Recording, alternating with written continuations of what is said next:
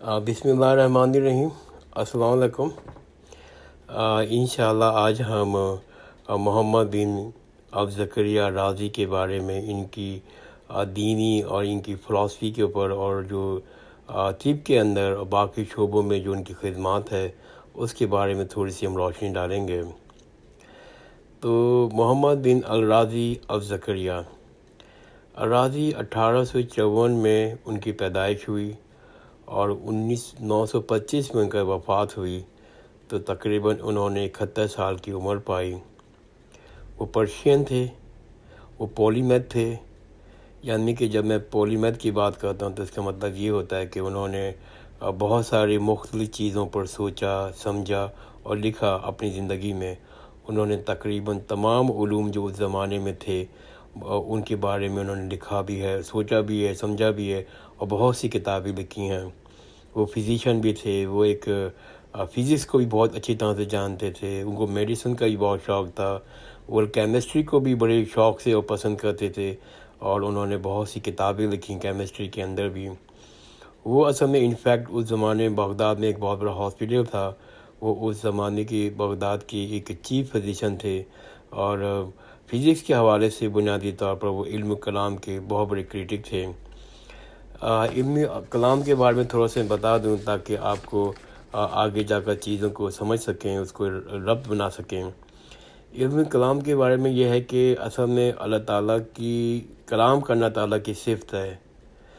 اور ذاتی باری تعالیٰ کی اور اللہ تعالیٰ کی صفات کے درمیان ربط تعلق کیا ہے، یہ بہت بڑی ڈیبیٹ ہے کہ اللہ تعالیٰ کی ذات کے درمیان اور اللہ تعالیٰ کی جو صفات ہیں، جو خوبیاں ہیں، ان کے درمیان تعلق کیا ہے۔ آیا اللہ تعالیٰ کی صفات اللہ تعالیٰ کی ذات کا حصہ ہیں، یہ ایک بہت بڑا ایک ڈیبیٹ ہے، یا ان کی ذات بذات ہے، یعنی کہ ان کی ذات سے باہر ہیں۔ تو یہ علم کلام کا بہت پیچیدہ مسئلہ ہے، اس میں سارے فلاسفر نے اور سارے تھنک ٹینکر نے اپنی رائے دی ہے، لیکن تقریباً سارے لوگ اجتماعی طور پر اس پہ ایگری کرتے ہیں۔ اور دو لفظوں میں یوں بیان کر سکتا ہوں کہ وہ لا عینٌ یا ولا عینٌ، یعنی کہ جو اللہ کی صفات ہیں وہ اللہ تعالیٰ کی ذات کا بھی حصہ ہیں اور ان کی سے غیر بھی ہیں۔ تو یہ علم کلام کی ہلکی سی میں نے آپ کو ڈیفینیشن دے دی۔ تو جو الرازی صاحب تھے، جو فزکس کے حوالے سے بہت مشہور تھے، انہوں نے علم کلام کے اس کی بہت کرٹک کیا، ان کو بہت مخالف تھے اس کے، اور اس پہ انہوں نے بہت کچھ لکھا۔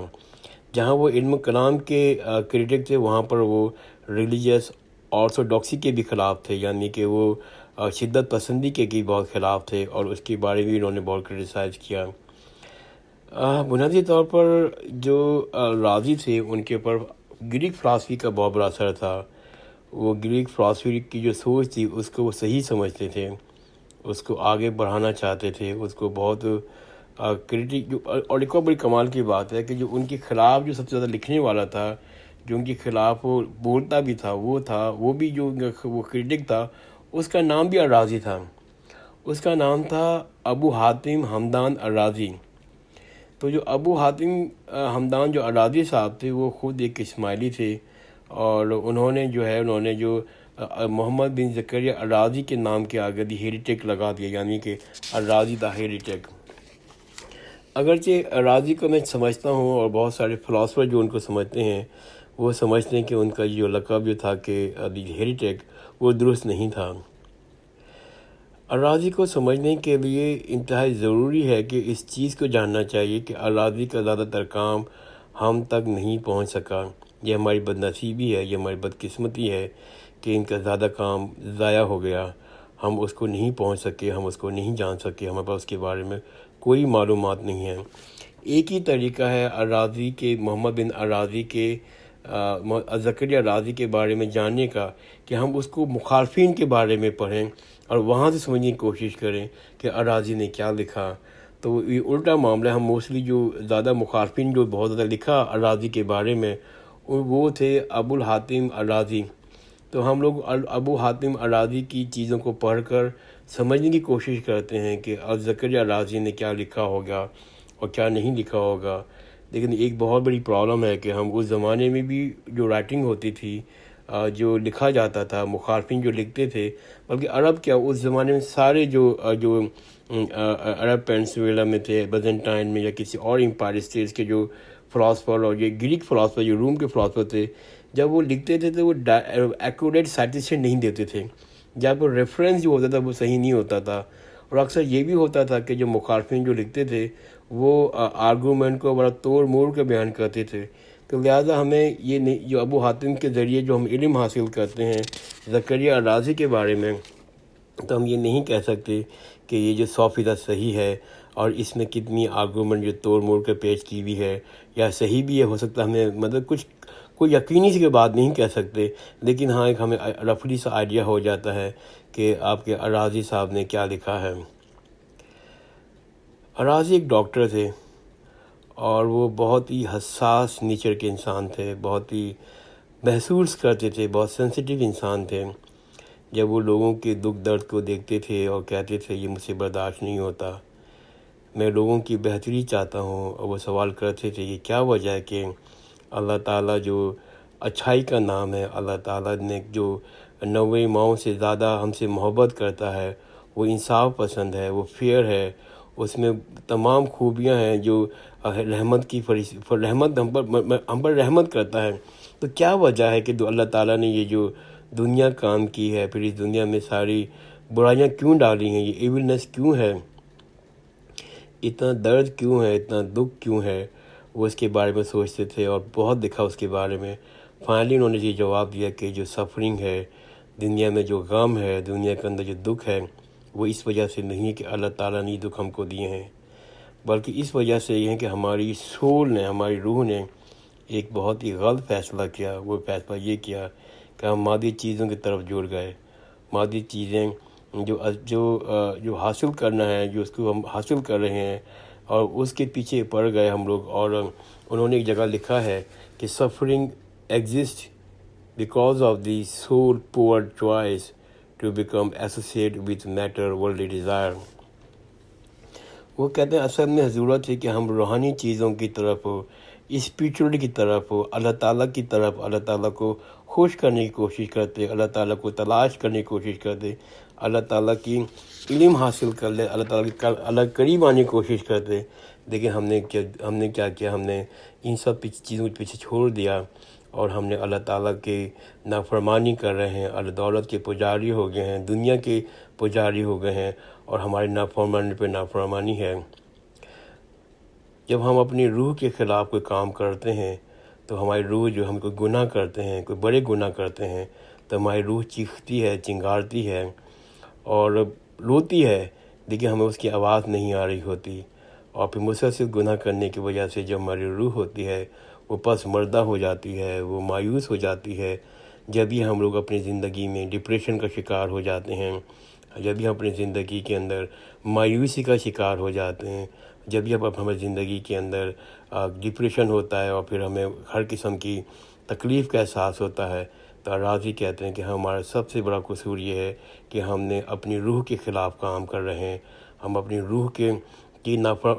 تکلیف دے رہے ہیں، اللہ تعالیٰ کی نافرمانی کر رہے ہیں، اور یہی وجہ ہے کہ اس دنیا میں غم اور سفرنگ اور پین ہے۔ الرازی جو تھے وہ ایک مکمل طور پر ایک ریشنل کنسسٹنٹ تھے۔ اس سے میری مراد یہ ہے کہ وہ بنیادی طور پر سمجھتے تھے قدرت کا جو اپنے اصولی قوانین ہیں اس کو توڑا نہیں جا سکتا، ان کو امینڈ نہیں کیا جا سکتا، ان کے اندر کوئی چینجز نہیں لا سکتے، بلکہ بنیادی طور پر وہ ٹھوس ہیں، اپنی جگہ قائم ہیں۔ لہذا اس حوالے سے یہ کہا جانا کہ حضرت صلی اللہ علیہ وسلم کا جو پیغام ہے، ان کا جو دین کا پیغام ہے، جو ان کی سچائی کا پیغام ہے، اس کو دل و جان سے مان لینا چاہیے، نہ کہ ہم اللہ تعالیٰ کی حضرت صلی اللہ علیہ وسلم کی میراکل کے اوپر یا کسی اور وجہ سے ان پر ایمان لانا چاہیے۔ انہوں نے کہا نہیں، اس وجہ سے لینا چاہیے کہ اللہ تعالیٰ کا جو حضرت کا جو پیغام ہے وہ سچائی کی بنیاد کے اوپر ہے، اور سچائی کے ساتھ ہم دل و جان کے ساتھ اس کو مان لینا چاہیے۔ دوسرا یہ کہ جو موزلائٹ کی جو سوچ تھی، موزلائٹ کے بارے میں پہلے بہت کچھ بیان کر چکا ہوں، ہلکا سا ہی بیان کرتا ہوں تاکہ آپ لوگ اس کو مطلب ایک لنک بنا سکیں۔